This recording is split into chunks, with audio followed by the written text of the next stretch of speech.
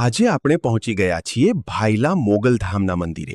અહીંયા માતાજીના અખંડ જ્યોતની પૂજા થાય છે. આ મંદિર અમદાવાદથી 43 કિલોમીટરના અંતરે અમદાવાદ ટુ રાજકોટ હાઈવે પર આવેલ છે. હેલો મિત્રો, આજે આપણે જઈએ છીએ ભાયલા મોગલધામના મંદિરે. આપણે સાણંદથી જઈએ છીએ ભાયલા મોગલધામ. અહેમદાબાદથી 43 કિલોમીટરના અંતરે અને સાણંદથી 31 કિલોમીટરના અંતરે આવેલ છે. અહેમદાબાદથી રાજકોટ હાઈવે પર રસ્તામાં આ મંદિર આવેલ છે. અહીંયા માતાજીના અખંડ જ્યોતની પૂજા થાય છે. મોગલમાના ઇતિહાસની વાત કરીએ તો મોગલમાં એટલે એવી આઈ કે જે માત્ર કોઈ એક સમાજ નહીં પરંતુ 18 વર્ણની આઈ છે.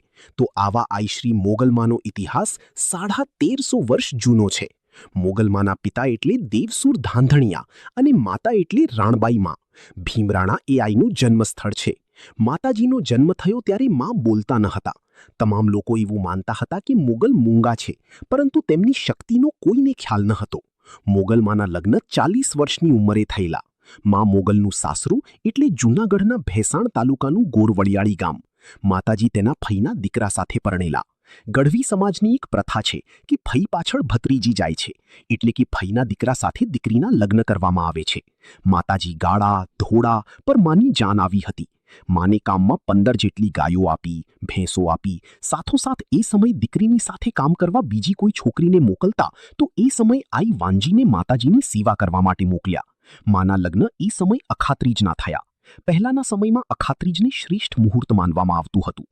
માતાજીની જાન પ્રસ્થાન થઈ એટલે રસ્તામાં ચારણ માતાજીને ઘણા સવાલ પૂછ્યા, પરંતુ મોગલમાં કંઈ બોલ્યા નહીં. એટલે ચારણે વાંજીને પ્રશ્નો પૂછ્યા. તેથી વાંજી ચારણ સાથે વાતચીત કરવા માંડી અને તમામ પરિચય પણ આપ્યો. આમ વાતો કરતા કરતા મન આગળ વધી અને આજથી 1350 વર્ષ પહેલા મંત્રયુગ હતો. વાંજીએ ચારણને કીધું કે બાપુ, હું કંઈક જાણું છું. એટલે કવિરાજ બોલ્યા, બેટા તું શું જાણસ? ત્યારે વાંજીએ અડદના દાણા લઈ ઘા કર્યો અને કહ્યું, જો એટલે જળદંબાકાર, જેમ નહીં તૂટી ગઈ હોય અને હળહળાટ પાણી આવતો હોય તેમ જાનૈયા કપડાં ઊંચા પકડી દૂધમાં ઢપડ ઢપડ હાલવા માંડ્યા અને સાથોસાથ મોગલમાં પણ હાલવા માંડ્યા, જેથી લોકોને થયું કે આમાં લાંબી બુદ્ધિ નથી, નકર આવું ન કરે.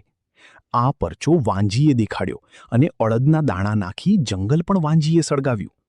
આમ આગળ વધતા ગયા અને ગામનું પાદર આવ્યું એટલે ઉતારા નાખ્યા અને બેઠા. ત્યારે મોગલમાના સાસરા પક્ષે સામૈયાની તૈયારી કરી ઢોલ નગારા લઈને આવ્યા. પહેલાના સમયમાં એવો નિયમ હતો કે દસૈયું નાહ્યા પછી જ કોઈ નવોઢા તેના કપડાં બદલી શકે, પરંતુ મોગલમાએ તે કપડાં તો પહેલા જ બદલી નાખ્યા હતા. ઉપરાંત ચારણને મનમાં એક વિચાર આવ્યો કે તેમણે વાંજીને કોઈ પણ પ્રકારની સાબાસી ન આપી. એટલે વાંજીની બાજુમાં જઈ કવિરાજ બોલ્યા કે સાબાશ વાંજી, તું તો કામની બાઈ લાગશ. એટલું બોલી ઊંચો હાથ કરી વાંજીની તાળી લીધી અને ચારણોના રીત રિવાજ અનુસાર પરનારીની તાળી ન લેવાય તોય ચારણે તાળી લીધી.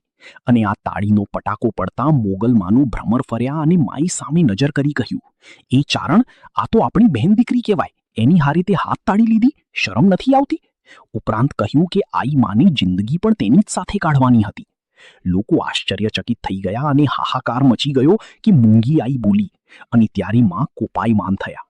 માના વાળ ઊંચા થઈ ગયા અને મહાકાળી રૂપ ધારણ કર્યું. મહાકાળીએ મછરાળી મોગલ કાંકળવાળી લહેર કરી.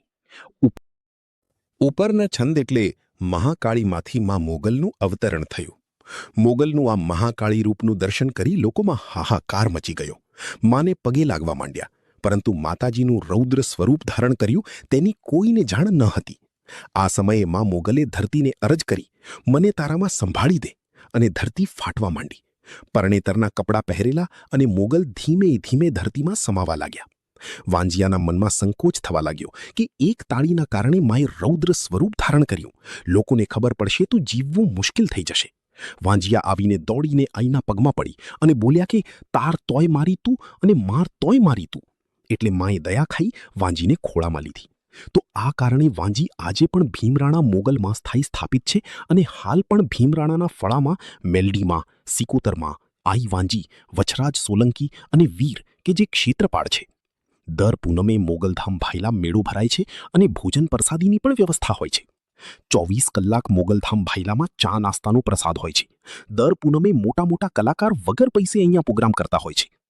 અહીંયા મોગલધામમાં માતાજીના અખંડ જ્યોત સ્વરૂપે સાક્ષાત દર્શન આપે છે. મોગલમાને 18 વર્ણની માં કહેવામાં આવે છે, કારણ કે દરેક સમાજના લોકો તેમની ભક્તિ કરે છે.